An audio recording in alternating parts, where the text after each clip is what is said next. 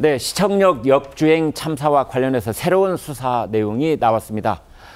가해 운전자가 내비게이션의 안내를 따르지 않고 일방 통행 도로로 진입을 했다. 뭐 그런 상황입니다. 자, 홍 기자, 내비게이션이 어떤 내용을 안내를 했었나요? 네, 경찰이 확보한 블랙박스 영상에 따르면 피의자가 호텔에서 나온 직후에 우회전을 안내하는 내비게이션 음성이 녹음돼 있었다고 합니다. 그러니까 피의자는 우회전하라는 안내를 무시하고 직진을 해서 일방 통행로로 진입을 한 건데요. 경찰은 피의자가 사고 지점 인근을 종종 다녀서 지리감은 있었지만 해당 길은 초행이었고 직진 좌회전이 금지된 사실도 몰랐다는 취지로 진술했다고 밝혔습니다. 역주행했다는 걸 인지했을 것으로 보이지만 추가 조사가 필요하다는 입장인 건데요. 다만 이 블랙박스에는 내비게이션이 경로를 이탈했습니다 라거나 뭐 어떤 경적 소리 이런 건 담기지 않은 것으로 알려졌습니다. 네, 지금부터는 이고은 변호사와 함께 하겠습니다.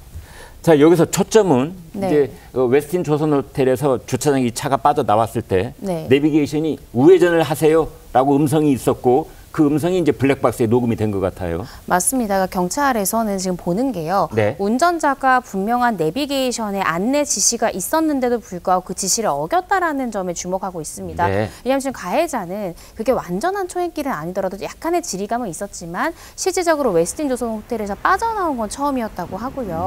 거기가 뭐 직진이든지 좌회전이 금지된 상황까지는 내가 정확히 몰랐다라고 그렇게 진술하기도 했다고 알려지고 있습니다.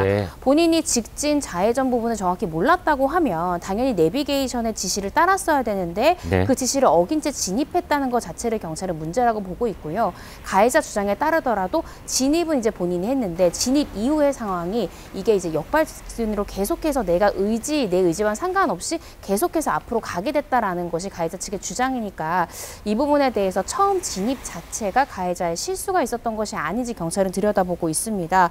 그래서 경찰에서는요, 물론 뭐 여러 가지 지금 뭐 자동차의 결함 등에 대해서도 가해자는 주장하고 있지만 경찰에서는 그거보다는 실수로 잘못 들어갔고 본인도 역주행 사실을 뒤늦게 깨닫고 빠져나오려고 하다가 이 가속 페달을 잘못 밟은 것이 아니냐라고 보고 있고요. 그 핵심 증거 중에 하나로 이 가해자가 버스 운전자였잖아요. 그 버스 차량과 이 사고를 냈던 G80 차량에 좀 비슷한 점이 있는데 어떤 게 비슷하냐면 페달입니다.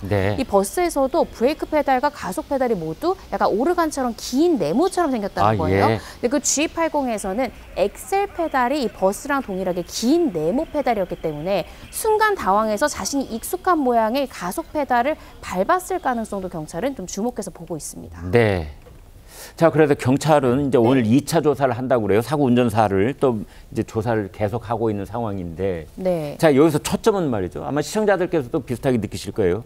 이 사고 운전사가 거짓말을 하고 있는 것은 아니지. 예컨대 거기가 이제 일방 통행인 것을 알고 있었는데도 들어간 것인지 아니면 그걸 정말 몰랐다는 것인지. 두 번째로는 급발진 이 부분. 이것도 정말 급발진이었는지 지금 그렇게 둘러대고 있는 건지 이제 이런 부분에 대한 그 사람의 진술의 진정성 아니겠어요? 맞습니다. 통상 수사를 할 때, 조사를 할 때는요, 보통 이제 하루에 오전부터 오후까지 쭉 몰아서 조사를 하잖아요.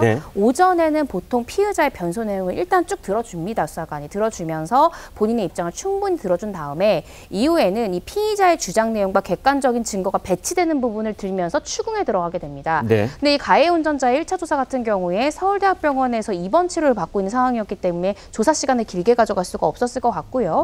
첫 조사 때는 이 피의자의 변소 내용을 그냥 경찰이 쭉 들었을 가능성이 높다고 보여집니다. 그렇다고 하면 지금 경찰이 여러 가지 이제 객관적 물증이 있지 않습니까? CCTV랄지 또 가속 페달, 지금 EDR에 대한 증거랄지 혹은 뭐 이제 본인이 그 내비게이션에서 나오는 안전 지시를 어겼다라는 점이랄지 이런 것들을 토대로 이 피의자의 주장 내용과 피의자의 과실 사이를 집중 추궁할 가능성도 있고요. 경찰도 필요하다라고 하면 이 피의자에 대해서 거짓말 탐지기 조사도 한번 생각해 보겠다라는 입장입니다.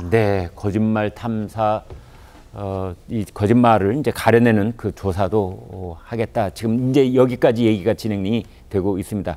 최 국장님, 그런데 일반 이제 운전 면허증 때도 뭐 비슷합니다만 특히 이제 대중교통을 운전하는 운전수들은 그 운전 능력 평가라는 걸 받잖아요. 그 결과는 어떻게 돼 있습니까? 그거는 뭐 대부분 다 적합이고요. 근데 이제 이 사고 운전사 과거에 이제 일부 항목에서 뭐 미흡 이런 거를 그 판정받은 바가 있다고 합니다. 근데 네. 운전 능력 평가는요. 운전을 하는 사람은 운전 능력 평가에서 대부분 적합하다고 나왔기 때문에 하는 거고. 예. 그런데 그 사람이 사고를 내는 경우하고는 직접적인 관련은 저는 없다고 봅니다. 네. 그렇죠. 사고라는 건 항상 이례적인 상황에서 발생을 하는 거기 네. 때문에 운전 능력이 다 적합하다고 나왔다 할지라도 어떤 특수한 상황이나 뭐 특수한 여러 가지 어떤 판단 착오 뭐 이런 것들 때문에 사고가 나는 거기 때문에 왜 운전 능력에서 적합한 사람이 사고를 냈느냐 이거는 우선 이 구성 자체가 별로 성립하는 것 같지는 않습니다. 네. 자, 무려 16명의 사상자가 발생한 시청역 역주행 사고에 대한 수사가 계속되고 있는 상황인데요. 그런데요, 이번에 경기도 수원에서도 비슷한 사고가 발생했다고 합니다. 성 의원님. 네, 그러니까 어제 오전 8시 23분에 수원시 팔달구 이제 그 화서동에서 또 비슷한 네. 사고가 있었다고 합니다. 그래서 이제 70대 운전자의 그 볼보 차량이 역주행을 또 해가지고 중앙선을 침범해서 차량을 한 4대 정도를 또 치고 또 부상자가 한 3명 정도 또 나오는 그런 사고가 있었는데 네. 이러다 보니까 이게 또 요 전에도 부산에서도 또 비슷한 또 급발진 의심되는 또 사고가 있었거든요. 네. 이렇게 좀 연달아서 발생하다 보니까 많은 분들이 야, 이게 조금 이 역주행 관련된 사고가 한 건으로 끝나는 게 아니라 계속 이어지고 있는 거 아니냐 이렇게도 걱정이 되실 것 같아요. 근데 그것뿐만 아니라 이번에 있었던 서울시 사건과도 좀 비슷한 면들이 몇 가지가 있습니다.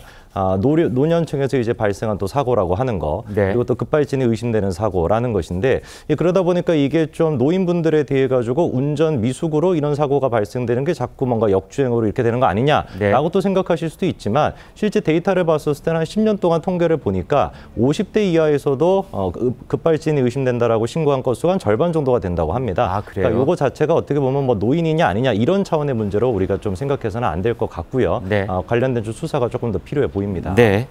자, 이 변호사님, 이제 성 의원께서 그 말씀을 꺼내 주셨으니까 그 얘기를 좀 해본다면, 그래서 뭐 앞으로는 이제 운전을 함에 있어서 이제 나이가 들어갈수록 아무래도 그 신체적인 능력은 좀 저하될 수밖에 없잖아요. 네. 이제 그럴 경우에 국가적 차원에서 이 문제를 어떻게 대처할 것이냐 이런 얘기가 나오고 있어요. 그렇습니다. 그러니까 이 시청역 사고로 인해서 고령 운전 자체가 문제가 있는 것이 아니냐 혹은 고령 운전자에게 특히나 이 급발진 의심 사고가 더 많이 발생되는 거 아니냐라는 우려를 하시는 분들이 있는데요.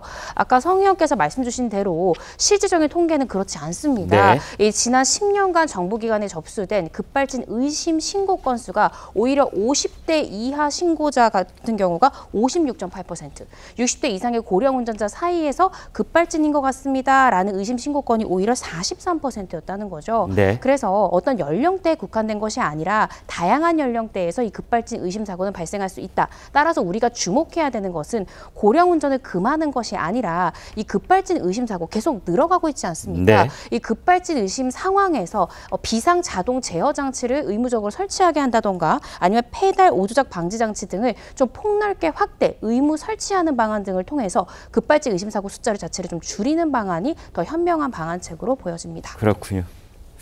아무튼 뭐 나이가 드실수록 운전 능력하고 어떤 상관관계가 있는가 그것이 반드시 정확하게 나이하고 운전 능력이 반비례하는 건 또 아니고 개인마다 또 차이가 많이 있지 않습니까? 그래서 이 문제가 나오면 아무튼 그 자리에 있던 사람들이 저마다 다들 하실 말씀들이 많더라고요.